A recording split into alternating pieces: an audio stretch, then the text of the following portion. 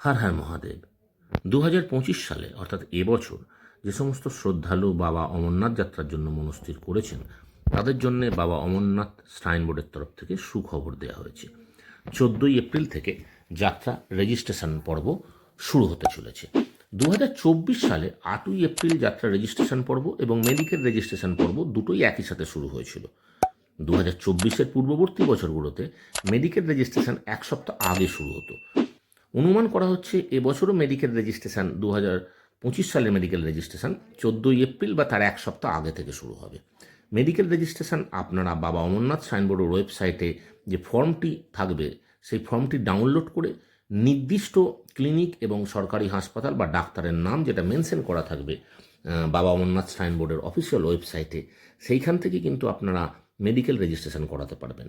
Medical registration পর্ব শুরু হওয়ার পরে মেডিকেল ফর্মটি ডাউনলোড করে নির্দিষ্ট স্থানেতে গিয়ে আপনার মেডিকেল রেজিস্ট্রেশন করিয়ে তারপর আপনারা অনলাইন বা অফলাইনের মাধ্যমে যাত্রা পারমিট সংগ্রহ করতে পারবেন। অফলাইনে ডেজিগনেটেড যে ব্যাঙ্কগুলো থাকে সেখান থেকেই কিন্তু আপনি যাত্রা পারমিট করাতে পারবেন। যাত্রা পারমিট হাতে পাওয়ার পরে যাত্রা করার জন্য আপনাদের সবার আগে যেটা প্রয়োজন হবে সেটা হচ্ছে একটা RFID কার্ড। RFID কার্ড যাত্রার জন্য ম্যান্ডেটারি। উইদাউট RFID কার্ড কোনো শ্রদ্ধালুকে কিন্তু চন্দনবাড়ি বেস ক্যাম্প অতিক্রম করতে দেওয়া হয় না। RFID কার্ড আপনারা কোথা থেকে পাবেন?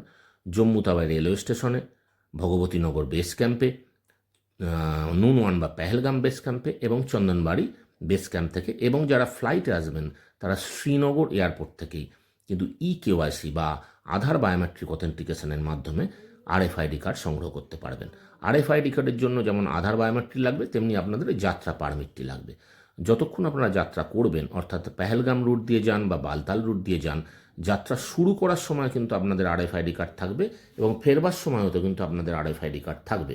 তারপর ফিরে আসার পরে বালতালে একটা নির্দিষ্ট বুথেতে আপনাদের RFID কার্ড জমা দিয়ে দিতে হবে। RFID কার্ড ছাড়া কিন্তু 13 বছর বয়স থেকে 70 বছর বয়স পর্যন্ত যারা যাত্রা করবার অনুমতি পান তাদের কাউকেই কিন্তু চন্দনবাড়ি বেস ক্যাম্প ক্রস করতে দেওয়া হবে না। এবং যাত্রা করার জন্যে আপনাদের মানসিক এবং শারীরিক দুটি দিক দিয়েই কিন্তু সক্ষমতা প্রয়োজন। কারণ যাদের হাই অল্টিটিউড মাউন্টেন সিকনেসের সমস্যা থাকতে পারে তারা কিন্তু এই যাত্রায় কখনোই যাবেন না।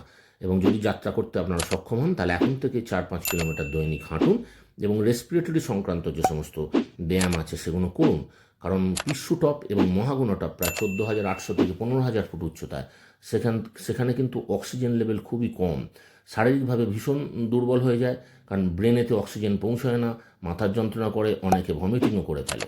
সুতরাং এগুলো খেয়াল রাখবেন এবং এখন থেকে শারীরিক সক্ষমতার জন্য যা যা করার করুন, মানসিক প্রস্তুতি নিতে শুরু করুন। এছাড়াও আপনাদের জম্মু কাশ্মীরে একটা কথা খেয়াল রাখতে হবে যে ভারতবর্ষের অন্যান্য কোনো রাজ্যের সিম কার্ড কিন্তু জম্মু কাশ্মীরে অ্যাক্টিভেট থাকে না। সুতরাং আপনাদের জম্মু তাওয়াই রেলওয়ে স্টেশনে পৌঁছেই কিন্তু জিও, এয়ারটেল বা যে কোনো কোম্পানির সিম কার্ডের ওখানে কিন্তু বুথ আছে, আপনারা কিন্তু সিম কার্ড একটা সংগ্রহ করে নেবেন। তাহলে যাত্রার জন্য আপনাদের প্রয়োজন হচ্ছে কম্পালসারি হেলথ সার্টিফিকেট, তারপর যাত্রা পারমিট এবং তারপরে প্রয়োজন হবে আপনাদের সিম কার্ড এবং RFID কার্ড। আপাতত এই পর্যন্ত। যে কোনো রকম আপডেটের জন্য চোখ রাখুন, দেখতে থাকুন এবং আনন্দ মেমোরি চ্যানেল সাবস্ক্রাইব করুন, লাইক, কমেন্ট, শেয়ার করুন। হর হর